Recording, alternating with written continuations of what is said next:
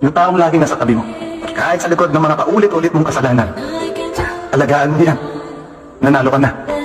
Yung naiirita ka, dahil putak siya ng putak, paulit-ulit. Abiso yan, hindi yan problema. Ang problema dito, yung pagiging kampante mo. Nakala mo lahat nasa adyon. Nagiging bulag pipibingi ka. Sa mga sinasabi niya, maniwala ka.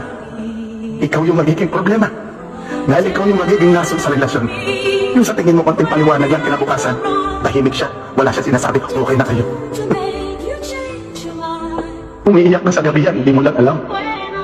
Tinuturuan niya lang sarili niya na tibaya para huwag kang tiwanan.